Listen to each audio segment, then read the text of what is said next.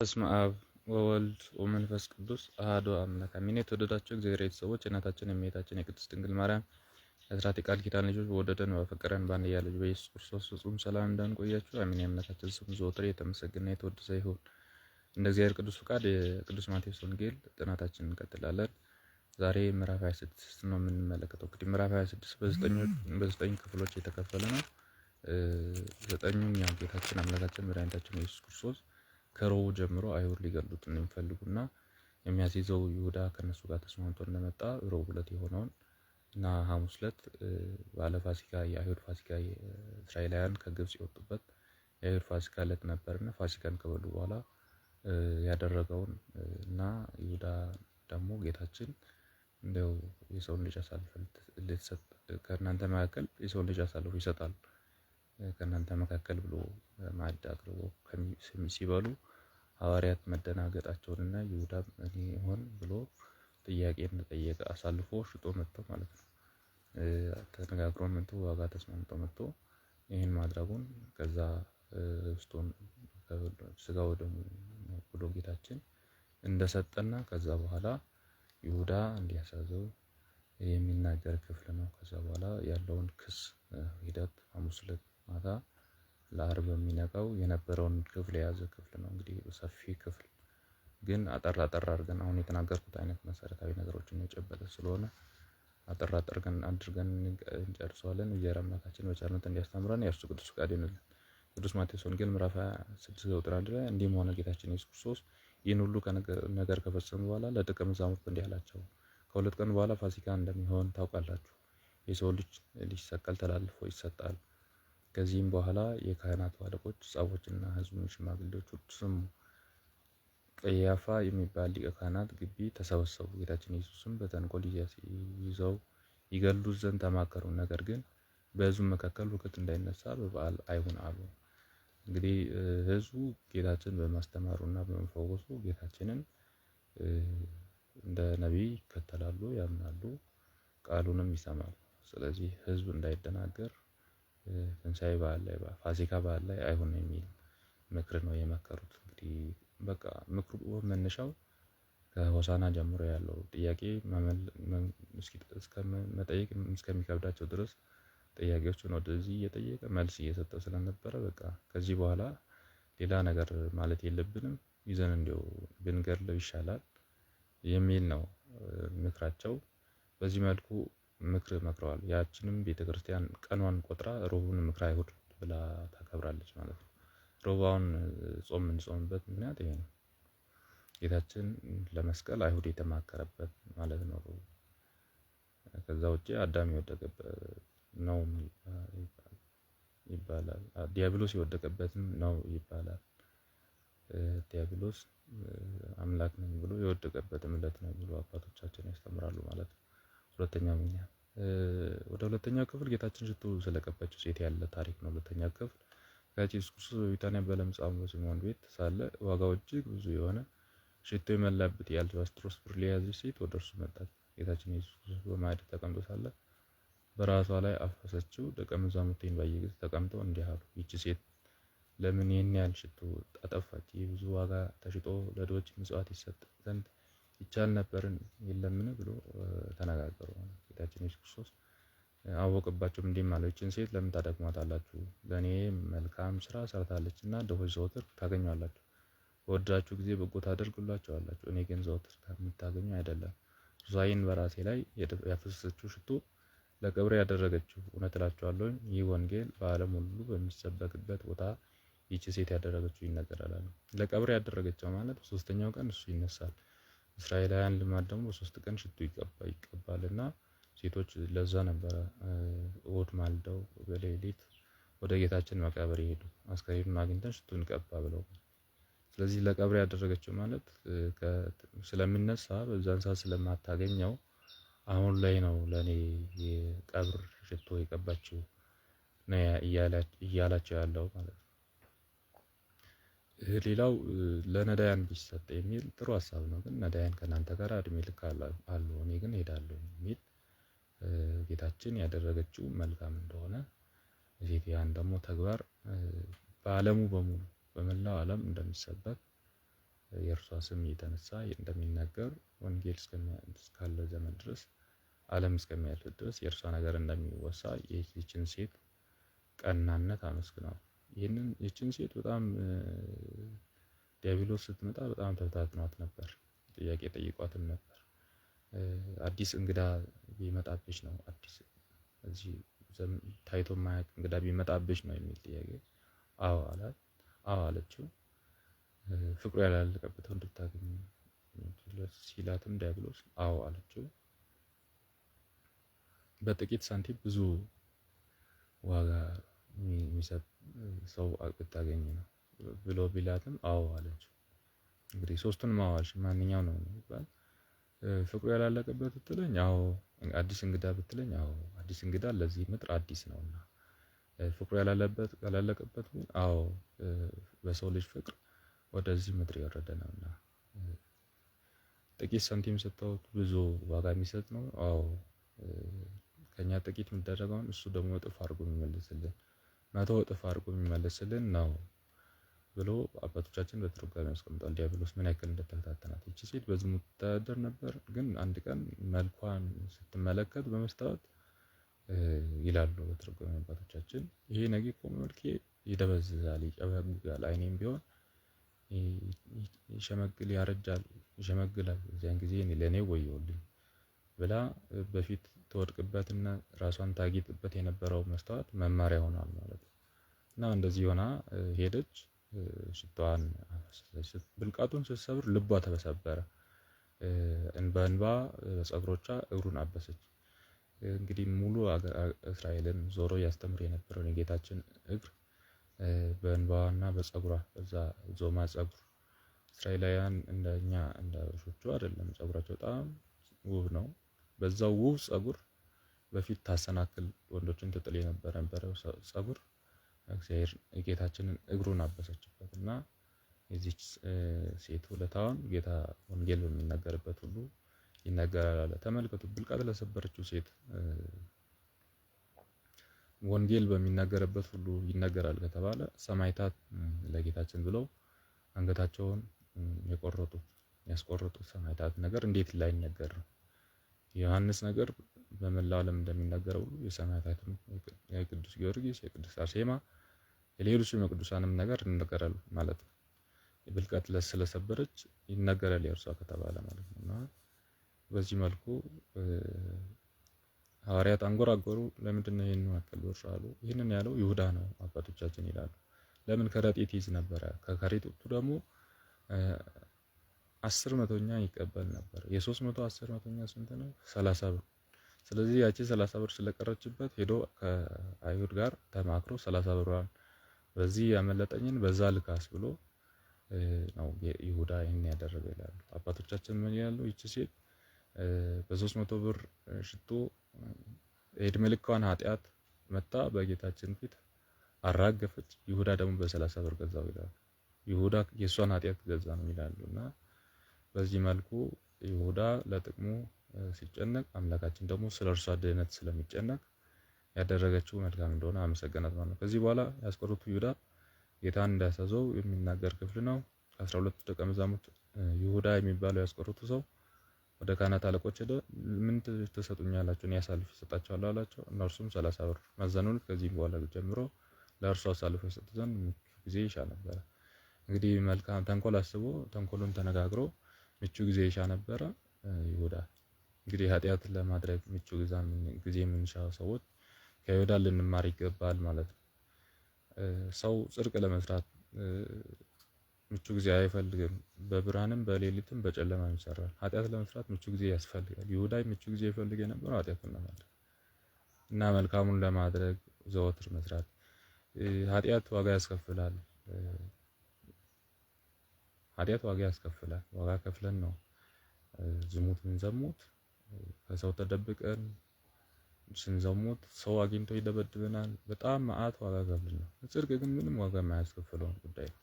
መጾም፣ መጸለይ ትኔን ጥቃቅን ነው። እንግዲህ ሸክሜ ቀላል ነው ብሎ ጌታችን ተናግሯልና በዚህ መልኩ ይሁዳ ምቹ ጊዜ ፈልጎ ጌታችንን ለማስያዝ ከአይሁድ ጋር ተነጋግሮ መጣ ማለት ነው። ይህን ለምንድን ነው ያስፈልገው ሲባል የጌታችን መልክና የቅዱስ ዮሐንስ መልክ ተመሳሳይ ነበርና ምናልባት እርሱን አገኘን ብለን እርሱን ያዝን ብለን ዮሐንስን እንዳንገድለው የሚል ነው በዋነኝነት። 12ቱ ደቀ መዛሙርት ወንጌላዊ ቅዱስ ዮሐንስ የጌታችን መልክ ይመስላል። መልክ ብቻ አይደለም፣ ዮሐንስ በጣም በቃ ባለሟል ነው። በጣም ጌታው ይወደዋል፣ ጌታችን ይወደዋል። ከደረቱም ይጠጋ የነበረ ነው።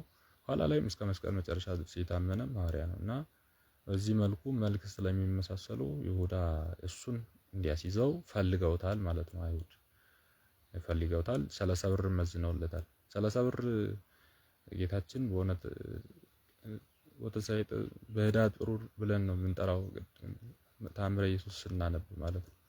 በትንሽ ብር አንተን ሸጦ ሰማይና ምድር ሙሉ እንቁ ብር ቢሆን እንቁ ወርቅ ቢሆን ወርቅ ብር ቢሆን የማትሸጠውን አንተን ይሁዳ በ30 ብር የሌባ ነገር ሆኖ ነው ይላል አባቶች። የሌባ ያገኘው ለፍቶ ስላይደለ በትንሽ ብር ይጥላል። ይሁዳም የሌባ ነገር ሆኖ ጌታችንን ዓለሙ በሙሉ ወርቅ ብር ቢሆን ማይሸጠውን ጌታችንን በይሁዳ በ30 ብር ሸጠ። 30 ብር ተስማምቶ አይደለም። ምንድነው ሌላ ይሁዳ ከተማ ይሄ ከዚህ ከከረጢቱ ላይ የሚያገኘውን ሳንቲም ይዞ ማታ ማታ ለከተማ ይሄድ ነበር። ከተማ ሄዶ ደግሞ ዝሙት ይፈጽም ነበር፣ ከሴት ጋር ያድር ነበር እና ይሁዳ ይህንን ሲያደርግ የነበረችው ሴት የአንድ እስረኛ እህት ናት። ያም እስረኛ ጌታችን በርባን የሚባል ነው። ጌታችን እንዲሰቀል በርባን እንዲፈታ ህዝቡ የጮኸለት እስረኛ። ስለዚህ የባለቤትህን ወንድም በርባንን እንፈታልሃለን ተጨማሪ የሚልም ስምምነት እንዳለ አባቶች በትርጓሜ ያስቀምጠዋል። እንግዲህ ቤተክርስቲያን በዛን ሰዓት የነበረችውን ጥንቅቅ አድርጋ በአፈ ታሪክ የመጣውን ጠንቅቃ ጽፋ ስላለ ይህንን አባቶቻችን በትርጓሜ ያስገብተው ያስተምራሉ ማለት ነው። በዚህ መልኩ ይሁዳ ጌታችንን አሳልፎ ለመሸጥ ተስማምተው መጣ። ከዛ ቀጥሎ ፋሲካ በዓል ሆነ ማለት ነው። የሶስተኛው የቅዱስ ማቴዎስ ወንጌል ምዕራፍ 26 ክፍል የፋሲካ በዓልን የሚተረክ ክፍል ነው። አራተኛው ማለት ነው። ፋሲካን መጀመሪያ ቀን ጌታ ደቀ መዛሙርቱ ወደ ጌታችን ኢየሱስ ቀርበው ፋሲካ ትበላ ዘንድ ቤት ልናዘጋጅ ተወዳለህ አሉት። ጌታ ኢየሱስም አላቸው ወደ ከተማ ወደ እገሌ ዘንድ ሂዱ፣ መምህር ጊዜው ቀርቧልና ከደቀ መዛሙርቱ ጋር ፋሲካን ካንተ ዘንድ አደርጋለሁ ብሏል በሉት። ደቀ መዛሙርቱም ጌታችን ኢየሱስ ክርስቶስ እንዳዘዛቸው ያደረጉ ፋሲካቸውን አዘጋጁ። አሁን በዚህ ጉዳይ ላይ ጥንቃቄ አድርጎ ጌታችን የተናገረበት ክፍል የጸሎተ ሐሙስ ዕለት ስጋው ደሙ መስጠት ስለፈለገ ፋሲካ ካከበሩ በኋላ ይህንን ስጋው ደሙ ሚስጥር እንዴት ቅዳሴ እንደሚቀደስ እንዴት መስዋዕት ሆኖ እርሱ እንደሚሰዋ ሐዋርያትን ለማሳየት ስለፈለገ ሚስጥር አደረገው።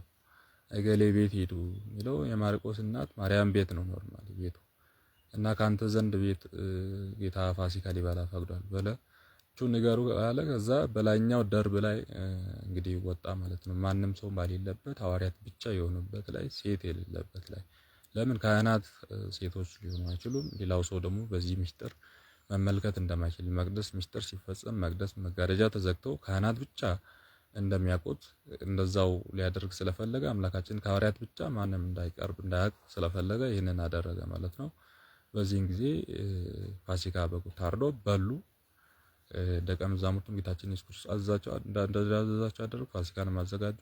በመሸ ጊዜ ከዚህ በኋላ ስለ ይሁዳ ይናገራል ጌታችን። ደቀ መዛሙርቱም ጋር በማዕድ ተቀምጠው ሲበሉም የእውነት እላችኋለሁ እናንተ አንዱ አሳልፎ ይሰጠኛል አላቸው። እጅግ አዘኑ። እያንዳንዱ አቤቱ ምናልባት እኔ ይሆን ይሉ ጀመር። እርሱም መልሶ እንዲህ አለ፣ ከእኔ ጋር እጄን ወደ ወጭቱ የሚያገባው እርሱ አሳልፎ ይሰጠኛል። የሰው ልጅ ስለ እርሱ እንደተጻፈ ይሄዳል። ነገር ግን የሰው ልጅ አሳልፎ ለሚሰጥበት ለዚያ ሰው ወዮለት። ያ ሰው ባልተወለደ በተሻለው ነበር። አሳልፎ የሚሰጠው ይሁዳ መልሶ መምህር ሆይ እኔ ይሆን አለ። ጌታችን ኢየሱስ ክርስቶስም አንተ ራስህ አልኸው። እንግዲህ ይሁዳም በፈጣጣነት እኔ ይሆን ብሎ ጥያቄ ያቀርባል። በዚህ ጊዜ አንተ አልኸው እንጂ ይገርማቸዋል። ይሁዳ አንተ ነህ አላለውም ጌታችን። ሐዋርያትን ያስጨነቀ ነበር። ስለ ይሁዳ አዝኖ አምላካችን ከጥፋቱ እንዲመለስ ስላሰበ ንስሐ እንዲገባ እንጂ ስም ጠርቶ አንተ ነህ አላለውም። ከዛ ግን 11ዱን ተማሪዎች ምንም የማያውቁትን ተማሪዎች ሁላ በይሁዳ ምክንያት በእርሱ እንቢተኝነት ምክንያት በእርሱ ኃጢአተኝነት ምክንያት በእርሱ ገንዘብ መውደድ ምክንያት 11ዱንም ሲያስጨንቅ ነበረ። ይህን ያደረገው እርሱ ራሱ በህሊናው ፈቅዶለት ተጸጽቶ እንዲተው ነበር። ግን እንደዚህ አላረገም። አእምሮ ራሱን አላዘጋጀም ይሁዳ በዚህ መልኩ ለማድረግ። እርግጥ ነው አባቶቻችን ሐሳብ ያስቀምጣሉ። ይሁዳ ጌታችን ለማስያዝ እኔ ይሞታል ብሎ አላሰበም። ለማስያዝ እኔ ብዬ ብር ሲቀበል እርሱም ደግሞ እንደባለፈው ድንጋይ ለመውገር አይሁድ ሲፈልጉ እንደተሰወረ ይሰወራል የሚል አይነት ምልከታ ነበር። ለዛም ጭምር ነው ኋላ ሲጸጸት የምናገኘው ማለት ነው። እዚህ በኋላ ሚስጥረ ቁርባንን ስርዓት አደረገላቸው ማለት ነው። ሲበሉም ጌታችን ኢየሱስ ክርስቶስ ህብስቱን አንስቶ ባረከ፣ ቆረሰ፣ ለደቀ መዛሙርቱ ሰጠ። ይህ ሥጋዬ ነው እንኳን ብሎ አለ። ጽዋውንም አንስቶ አመስግኖ ሰጣቸው፣ እንዲህም አላቸው፣ ሁላችሁም ከእርሱ ጠጡ፣ ኃጢአታችሁን ለማስተስረይ ስለ ብዙዎች የሚፈስ የአዲስ ኪዳን ደሜ ይህ ነው። በአባቴ መንግስት ከእናንተ ጋር አዲስ እስከምመጣበት እስከዚያች ቀን ድረስ ከዚህ ጊዜ ጀምሮ የወይን ፍሬ አልጠጣም። ደቀ መዝሙርም ከዘመሩ በኋላ ወደ ደብረ ዘይት ወደ እረኛው መሞት ስለ በጎች መበተን ሞትና ስለ በጎች መበተን ሆነ ማለት ነው። እዚህ ጊዜ እንግዲህ ስጋው ደሙን አክብሮ ይሄን ብሉ ይሄን ጠጡ ስጋዬ ነው ደሜ ነው ብሎ አምላካችን በዚህ መልኩ ሰጥቶላቸዋል ማለት ነው። እንግዲህ እስከ ዓለም ፍጻሜ ድረስ ይሄ አዲስ ኪዳን ደሜ ነው ስጋዬ ነው የሚለው እስከ ዓለም ፍጻሜ ድረስ ከመስተዋት የማይቋረጥ ለዓለም ሁሉ ድነት የሚሆን ይቅርታ የሚገኝበት የመንግስት ሰማያት መክፈቻ በር የሚሆን ነገር ነው አምላካችን የሰጠው ማለት ነው። የኃጢአት ስርየት የምናገኝበት ስጋውን መታረቂያ አደረገ። በመብል የጠፋውን በመብል ይመልስ ዘንድ አምላካችን ያደረገ።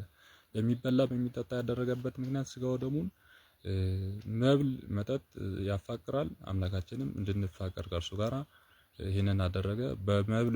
በመብል የጠፋውን በመብል መመለስ ነው ይሄንን ያደረገው። በመብል ማድረጉ መላ ሰውነታችን ጋር ህዋሳቶቻችን ጋር ይዋሃዳል።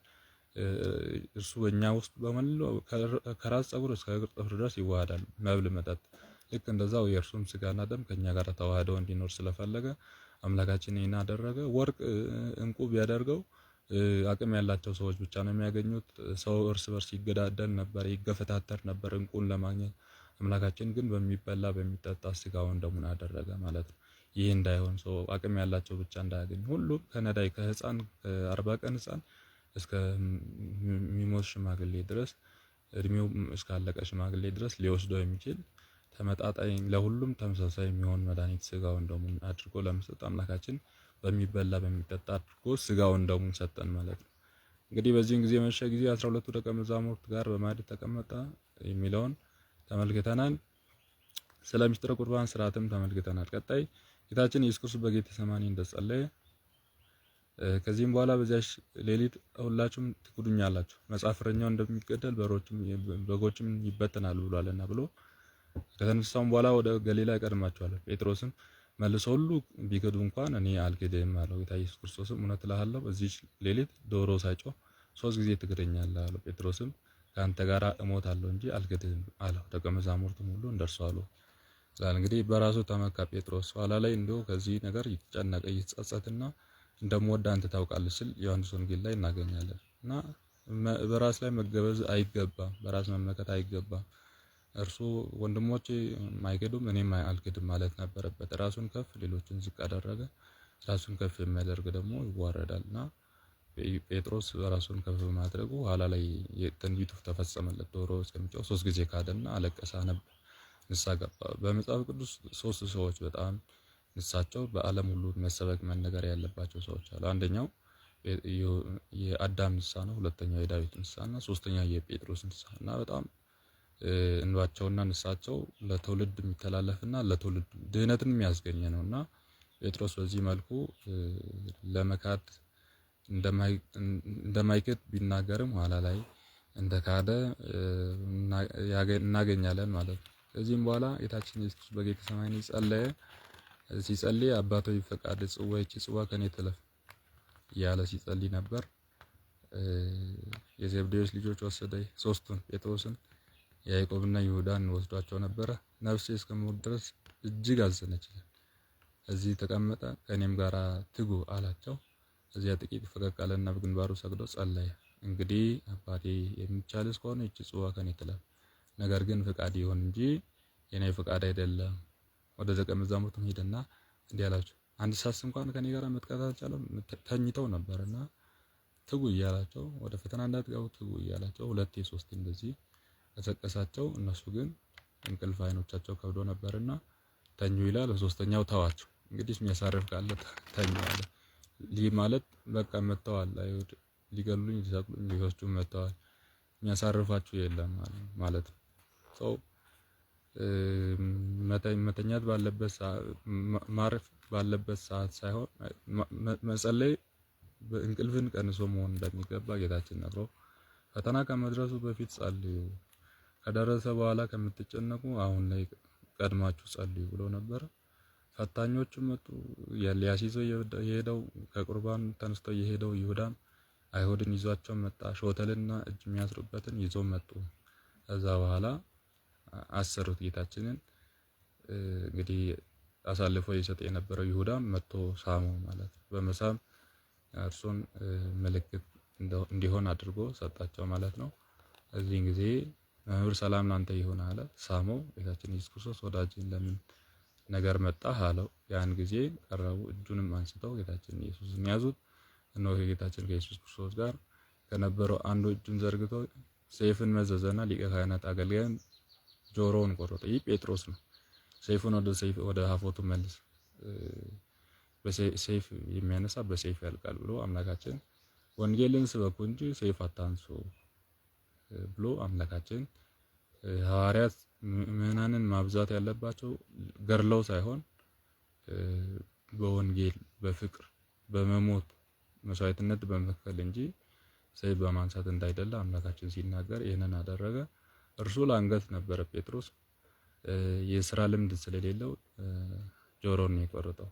ከዛ በኋላ ጆሮን የተቆረጠውን ጆሮ ወዲያውኑ አንስቶ እንዲተከል አምላካችን አድርጎ ተአምራትን አድርጎ ማለት ነው።